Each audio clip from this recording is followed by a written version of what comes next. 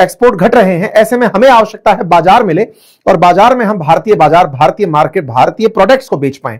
इसी क्रोनोलॉजी में भारत करने जा रहा है mother of all trade deal till yet. 2014 से लेकर के भाजपा का कहना है, एनडीए गवर्नमेंट का कहना है कि हमने अब तक 7 बड़ी डील की हैं, फ्री ट्रेड एग्रीमेंट किए हैं अब तक के कार्यकाल में।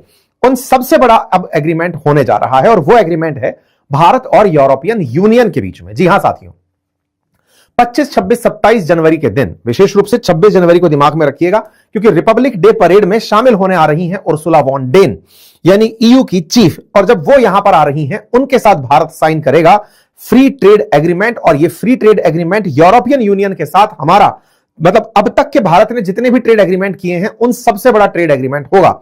यूरोपियन यूनियन के साथ होने जा रहा यह ट्रेड एग्रीमेंट भारत को कितना लाभ पहुंचाएगा, क्योंकि इसे सबसे बड़ी डील में कंसीडर किया जा रहा है। भारत को 27 यूरोपियन बाजार का एक्सेस मिलेगा और 27 यूरोपियन बाजारों को भारतीय बाजार का एक्सेस मिलेगा। ऐसे में भारत क्या खोएगा, क्या पाएगा? कीपिंग इन माइंड कि आज भारत ईयू से व्यापार करके लाभ कमाता है, यानी ट्रेड सरप्लस में रहता है। भारत प्रमुखता से सबसे ज्यादा ट्रेड सरप्लस रहता है अमेरिका के साथ और उसके बाद सेकंड नंबर पर रहता है ईयू के साथ। जिस ईयू के साथ व्यापार करके हम पहले ही मुनाफे में रहते हैं, उसके साथ अगर हमें टैरिफ में राहत मिल जाए, भारत ईयू के साथ आसानी से व्यापार करने लगे, तो विचार करिए कि भारत के कौन से सेक्टर्स ऐसे होंगे जिनकी चांदी हो जाएगी। आज के सेशन में हम यही जानने जा रहे हैं। 27 जनवरी के बाद भारत के कौन से प्रोडक्ट्स ऐसे होंगे, भारत की कौन सी कंपनियां ऐसी होंगी जिन्हें इस ट्रेड एग्रीमेंट का फायदा होगा। वाइस वर्सा, यूरोप की ऐसी कौन सी कंपनियां होंगी जिन्हें भारत के बाजार में एक्सेस मिलेगा और वो भारत के बाजार में एक्सेस पाकर बाजार बड़ा करके बड़ी हो जाएंगी। इन सब के बारे में आज के सेशन में जानेंगे, क्योंकि इंतजार इनका था, इनसे बात बन गई। भारत जितना व्यापार अमेरिका से करता है उससे कहीं ज्यादा व्यापार ईयू से करता है। लाभ इनसे ज्यादा कमाता है, इनसे थोड़ा कम कमाता है, लेकिन वॉल्यूम बड़ा करके भारत के लोगों को रोजगार, भारतीय बाजार का बड़ा होना, भारत को कल को अगर वर्ल्ड के अंदर विकसित अर्थव्यवस्था बनना है तो अपने एक्सपोर्ट्स और अपने ट्रेड्स को बड़ा करना होगा। उसमें यह ट्रेड डील बहुत काम की और कारगर सिद्ध होगी। इसी के चक्कर में आज के सेशन में हम ये चर्चा करने जा रहे हैं। चर्चा करेंगे कि ऐसी स्थिति में कौन सी कंपनियां भारत में आने वाले समय में फायदा लेने वाली हैं। और इसी को ध्यान में रखते हुए मैं आपको जानकारी दूं कि ऑलरेडी यूरोपियन कंपनियां तैयारी कर चुकी हैं। जैसे कैपजेमिनी जो कंपनी है, फ्रांस की आईटी कंपनी है, सिग्निफाई, फिलिप्स, करियर जो कि यूएस कंपनी है, ये सब भारतीय बाजार की तरफ तलाश रही हैं। भारत के बाजार में ऑलरेडी बड़ा मार्केट देख रही हैं और भारत के बाजार में चूंकि आईटी का बड़ा महत्व है, ऐसे में ये बाजार के अंदर और बड़ा होने जा रही हैं। ऐसे में अगर आप इन कंपनीज के अनलिस्टेड शेयर चाहते हैं तो आपके लिए एक प्लेटफॉर्म जिसको मैं यहां पर आपके सामने शो कर रहा हूं, इनक्रेड मनी, आप यहां से जाकर के इन कंपनीज के शेयर ले सकते हैं, कंप्लीट रिसर्च कर सकते हैं। अनलिस्टेड शेयर आप लोगों के लिए इन कंपनियों में अभी से इन्वेस्ट करने का एक ऑप्शन है, लेकिन याद रखिएगा ये अनलिस्टेड शेयर आईपीओ से पहले होते हैं। पोस्ट आईपीओ इन अनलिस्टेड शेयर्स में आपकी मर्जी है कि आप इन्हें कितने समय तक होल्ड करें। ये सभी शेयर्स का अपना एक लॉक इन होता है। आप इनकी प्रॉपर रिसर्च कर सकते हैं, आप तब जाकर के यहां पर शेयर परचेज कर सकते हैं। अभी यहां पर आप जाकर देखें तो करियर जितनी भी कंपनीज हैं इन सबकी डिटेल्स यहां पर उपलब्ध है। आप अनलिस्टेड शेयर में इंटरेस्ट रखते हैं तो अभी से आप यहां पर अपने लिए विकल्प चूज कर सकते हैं। लिंक मैंने कमेंट बॉक्स में पिन कर दिया है। इन सबसे ऊपर आप अपने इन्वेस्टमेंट पर ध्यान दें, रिसर्च अपनी खुद की करें। आइए थोड़ा और आगे लेकर चलता हूं। ये mother of all deal I कहां से? तो असल में हुआ यह कि हमारे जो मंत्री जी हैं ना, पीयूष गोयल जी, उन्होंने अनाउंस किया कि हम लोग अब जल्दी ही मदर ऑफ ऑल डील करने जा रहे हैं। इसके बाद में चर्चाएं होने लगी कि क्या भारत वाकई में ईयू के साथ फाइनल स्टेज में पहुंच गया है। देखिए, भारत ने यूके के साथ ऑलरेडी ट्रेड डील किया हुआ है। यूके जो है ना, वो यूरोपियन यूनियन को छोड़कर भागा था, जिसे ब्रेग्जिट कहा गया था। यूरोपियन यूनियन को छोड़कर जब यूके भागा था तो उनको सबसे ज्यादा प्रूव यही करना था कि हम इंडिया से यूरोपियन यूनियन से पहले ट्रेड डील कर लें। यूके उस समय तक यूरोपियन यूनियन का सबसे पैसे वाला देश हुआ करता था। भारत के साथ में पिछले साल ही उन्होंने ट्रेड डील कर ली। अब ईयू को इस बात के चूने काट रहे थे कि भैया हमें इनके साथ साथ चलना है, जल्दी से भारत के बाजार को पकड़ना है, अदरवाइज यूके वाले भारत का बाजार पकड़ जाएंगे। तो इसी के चलते लगातार भारत के साथ ट्रेड नेगोशिएशंस चल रही हैं। ईयू के साथ बहुत से मसलों पर भारत की अटकी पड़ी थी। आज के सेशन में बताऊंगा कि कौन से मुद्दे ऐसे थे जहां पर हम अटके पड़े थे कि भारत और ईयू बन ही नहीं पा रही है बात। ईयू वाले कहते हैं कि तुम्हारे तो दवाइयां मिली आती हैं, तुम्हारे यहां तो कोयला का उपयोग होता है, तमाम प्रकार के चैलेंजेस थे।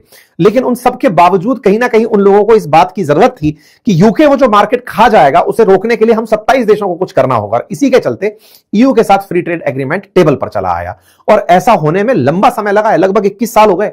2004 के अराउंड भारत और ईयू की फ्री स्ट्रेटेजिक वार्ता शुरू हुई है। दोनों रणनीतिक रूप से साझेदारी करते हुए आगे बढ़े हैं। वार्ताओं का तीसरा दशक चल रहा है, यानी कि आप तीसरे दशक में एंट्री कर चुके हैं। तब से लेकर के दोनों देशों के एक तो देश है और एक संगठन है, इनके बीच में तमाम बातचीत चल रही है कि कैसे हम फ्री ट्रेड एग्रीमेंट करें। तो उस काम के लिए अब भारत को उम्मीद है 77वें रिपब्लिक डे की, जब उर्सुला वॉन डेन अपने साथी कोस्टा के साथ इंडिया पहुंच रही हैं और वो यहां पर ईयू के प्रतिनिधित्व करते हुए भारत के साथ ट्रेड डील साइन करेंगे। और ऐसा होगा तो भारत को 27 यूरोपियन यूनियन देशों का सीधा एक्सेस मिलेगा। ये सभी डेवलप्ड इकोनॉमीज हैं और ऐसे में जब डेवलप्ड इकोनॉमीज का भारत को एक्सेस मिलेगा तो हमें हाई पेइंग जो क्लाइंट है वो उपलब्ध होगा और भारत की सर्विस सेक्टर्स वहां पर बहुत अच्छे से बाजार को एक्सेस कर पाएगा। ये एक डेटा है जिसमें मैं आपको दिखा रहा हूं कि भारत 135 बिलियन डॉलर का व्यापार यूरोपियन यूनियन के साथ करता है। इसी के लिए हमें आवश्यकता है बाजार को बड़ा करने की, हमें आवश्यकता है दुनिया के देशों में जाकर के वहां से पैसा कमा के लाने की। इसी क्रोनोलॉजी में भारत ये ट्रेड डील करने जा रहा है। बात करें ईयू के सेगमेंट में तो भारत प्राइमरीली ईयू को जो एक्सपोर्ट करता है उसमें पेट्रोलियम प्रोडक्ट्स बड़ा नंबर है। और ये ध्यान देने वाली बात है, रशिया यूक्रेन युद्ध जब से शुरू हुआ तब से भारत यूरोपियन यूनियन के लिए तेल का एक्सपोर्टर बन गया। आपने ये जानकारी पहले भी प्राप्त की होगी। भारत रशियन तेल को खरीद करके उसे रिफाइन करके और फिर यूरोप को बेचता था। हालांकि ट्रंप के प्रभाव से वो रुक गया, लेकिन हाँ 3 साल तक हमने बढ़िया पैसा कमाया है इस तरीके से। साथ में हम इलेक्ट्रॉनिक सामान, जिसमें कि हम मोबाइल स्मार्टफोन्स की बात करें, textile, machinery, organic chemicals, iron steel, ये आयरन स्टील वाली बात ध्यान रखिएगा क्योंकि इसको लेकर के बड़ा झगड़ा होता है इंडिया और ईयू के बीच में। झगड़ा मतलब रिफ्ट चलती है इस बात को लेकर के कि आपका आयरन स्टील निकालने के लिए बहुत कोयला जलाते हो, कार्बन का पॉल्यूशन होता है और हम कार्बन फ्री होना चाहते हैं। ये बेचारे कार्बन की अभी भी पुपड़ी पकड़कर चल रहे हैं और वो ट्रंप महोदय सब कुछ छोड़ छाड़ के पेरिस क्लाइमेट डील निकल के भाग गए हैं। खैर, ऐसे में हम ज्वेलरी, फार्मास्यूटिकल, ऑटोमोटिव कंपोनेंट्स ये सब इंडिया से यूरोप वाले मंगाते हैं और इंडिया यूरोप से मंगाता है एयरक्राफ्ट, उसके पार्ट जैसे बोइंग जैसे विमान जो है ना, ये machinery, aircraft, electronics, medical devices, scientific instrument और ये rough diamonds, chemicals, plastic and automobiles जैसे जर्मनी से जर्मन कार्स जो आती हैं ये हम सब इंपोर्ट करते हैं यूरोप से। तो ये अलग अलग सेगमेंट हैं। भारत वहां से अगर कहा जाए तो टेक्निकल गुड्स ज्यादा मंगा रहा है और हम यहां से रॉ मटेरियल ज्यादा एक्सपोर्ट कर रहे हैं और इसी के चलते भारत का एक्सपोर्ट वहां के काफी सारे देशों की जरूरत है और हम वहां पर बढ़िया पैसा कमा के निकालते हैं। सर्विस एक्सपोर्ट हमारा एक बड़ा नंबर है जो हम यूरोप से करके लाभ कमाते हैं। आज यूरोपियन यूनियन के अंदर बांग्लादेश और वियतनाम का जो प्रोडक्ट है वो आसानी से जाता है क्योंकि उनके ऊपर ड्यूटी फ्री है, उनको मतलब आराम से वो माल बेच पाते हैं। भारत अभी भी 10 से 15% के आसपास टैरिफ दे रहा होता है। अगर हमारा फ्री ट्रेड एग्रीमेंट होता है तो वियतनाम और बांग्लादेश को कंपिटिटिव तरीके से पीछे छोड़ पाएंगे।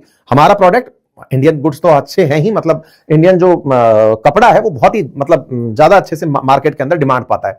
इसी तरह से मैन्युफैक्चरिंग एक्सपोर्ट भी, विशेष रूप से फार्मास्यूटिकल और इंजीनियरिंग गुड्स का भी हम बढ़िया से कर पाएंगे। सर्विस एक्सपोर्ट, क्योंकि इंडिया आईटी एक्सपोर्ट करता है, हमें वहां पर बड़ी मात्रा में जॉब मिलेगा। और दूसरा क्या होगा कि भारत को, चूंकि यूरोपियन यूनियन भी चाइना +1 की तरह देखता है कि चाइना से जो माल नहीं मिल रहा है चलो इंडिया से मंगा लेंगे, तो हम चाइना +1 इमेज के अंदर काफी बढ़िया से चमक कर निकलेंगे। ऐसे में भारत के अंदर एफडीआई का इनफ्लो होगा। ये सारी चीजें भारत को अल्टीमेटली लाभ देने की स्थिति में होंगी। सवाल बनता है तो अब तक कहां अटके थे? तो साहब देखो, 2007 से अल्टीमेटली इन लोगों के बीच बातें चल रही थी, लेकिन इन बातों में कुछ जगहों पर चीजें अटकी हुई थी। जैसे शराब को लेकर के भारत क्या है, ऑलरेडी स्टेट गवर्नमेंट्स भी, अभी भी शराब जो है वो स्टेट का विषय है, स्टेट गवर्नमेंट उस पर बहुत सा टैक्स वसूलती है। तो भारत में क्या है कि यूरोप की शराब की बहुत डिमांड रहती है, यूरोपियन वाइन्स की बहुत डिमांड रहती है और उस पर हम बहुत सारा टैरिफ वसूलते हैं। यूरोपियन देशों का कहना था कि स्प्रिट पर, शराब पर, इस पर आप टैक्स मत वसूलिए, थोड़ा कम करिए टैक्स, 150% लगाने का क्या लॉजिक है। ऐसे ही कई कारों पर 100% से ऊपर टैरिफ, जो कि जर्मन ऑटोमोबाइल्स हैं उनके ऊपर, हमारी जो ऑडी बीएमडब्ल्यू टाइप की गाड़ी है इनके ऊपर। तो ऐसे में इनके ऊपर टैरिफ कटौती की ये लोग मांग करते हैं कि साहब भारत के बाजार को खोलो तो हम बड़ी मात्रा में वहां पर पहुंच पाए। इसको लेकर बड़ी दिक्कतें रही हैं। साथ ही साथ डेटा सुरक्षा को लेकर भारत की आईटी कंपनियां वहां पर काम करती हैं यूरोप में, लेकिन उनको कहा यह जाता है कि आप यूरोप के लिए काम करो, डेटा सेंटर यूरोप में ही बनाओ, इंडिया में नहीं बनाओगे। इंडिया कहता है कि भाई हमारी कंपनियों को इससे बड़ा नुकसान होता है, वहां पर एक नया डेटा सेंटर बनाओ, उसका मेंटेनेंस करो, उसका रखरखाव खर्चे का विषय है। तो ये कहते हैं कि नहीं साहब, डेटा सेंटर तो आपको बनाना पड़ेगा। रीजन ये है, हम आपके डेटा नियमों पर विश्वास नहीं करते। इंडिया के डेटा नियम इतने सख्त नहीं है कि हमारा डेटा सुरक्षित रख लें, हमें विश्वास ही नहीं है। आपको अपना डेटा रखना है रखो, हम आपके देश में अपना डेटा नहीं रख सकते। इसके चलते फिर हमारे साथ काफी ज्यादा नेगोशिएशन अटका। तीसरा, भारत क्या है, बढ़िया मात्रा में इंजीनियर्स और डॉक्टर्स विदेशों में भेजता है। इनके यहां पर बहुत सारे नियम चलते हैं, वीजा नियम चलते हैं, तो भारत के चलते भारत अपने एक्सपोर्टर्स के रूप में सर्विस के लिए लोगों को नहीं भेज पाता है। और साथ ही साथ इंटेलेक्चुअल प्रॉपर्टी को लेकर इन्हें हमसे बड़ी दिक्कत रहती है, क्योंकि ये रिसर्च में बहुत आगे हैं और हम लोग कॉपी करने में बहुत आगे हैं। तो जेनरिक दवा भारत तुरंत तत्काल प्रभाव से यूरोप की कोई बढ़िया दवाई आती है उसको नकल करा के यहां बना देते हैं। इनको बड़ी दिक्कत होती है कि भाई आप लोग कम से कम प्रोडक्ट की कॉपी करते समय थोड़ा तो धर्म रखो इस बात का कि नकल तुरंत नहीं मारनी है। भारत कहता है नहीं, हम जेनरिक दवा दुनिया को देना चाहते हैं, ये तो हमारा नियम है। तो इस बात को लेकर काफी बार मामला उलझा है। इसके अलावा कार्बन टैक्स को लेकर के भी बहुत मामला उलझता है। 2005-4 से सोचो कि इन लोगों के बीच में स्ट्रेटेजिक बातें शुरू हुई, आज आप 2026 में सुन रहे हैं, हमारे बीच में आज तक बातचीत होते रुक जाती है क्योंकि ये मुद्दे बड़े मुद्दे बन जाते हैं। उर्सुला वॉन डेन जब पिछली बार आई थी 2025 में, उस समय पर भी इन्होंने कहा था कि भाई अब हम आखिरी पड़ाव पर हैं, हमें बातचीत करके ट्रेड नेगोशिएशन खत्म कर लेने चाहिए, क्योंकि 20-22 साल हो गए बात करते करते। इस बीच में यूके अलग हो गया, यूके अलग होकर ट्रेड डील करके चला गया, हम पीछे रह गए। तो बोले अब हमें आवश्यकता है कि तत्काल प्रभाव से हमें ट्रेड डील कर लेनी चाहिए।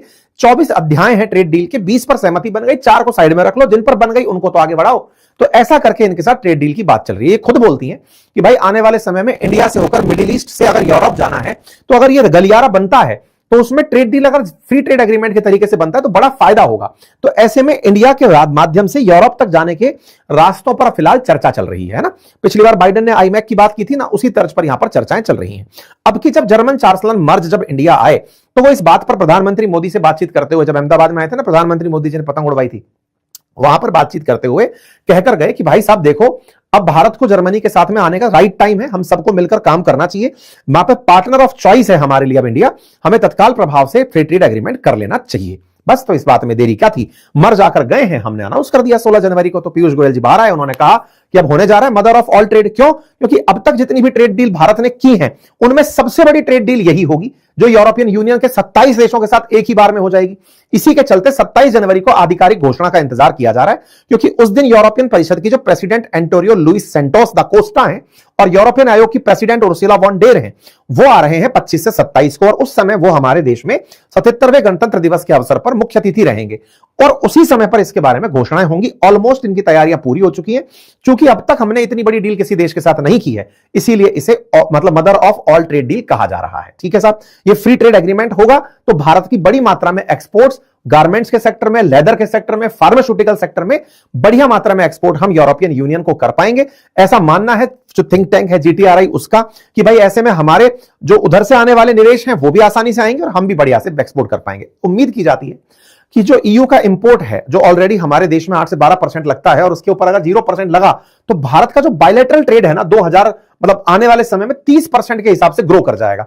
$136 बिलियन का फाइनेंशियल ईयर 25 में है, आने वाले समय में 30% के हिसाब से बढ़ने लगेगा।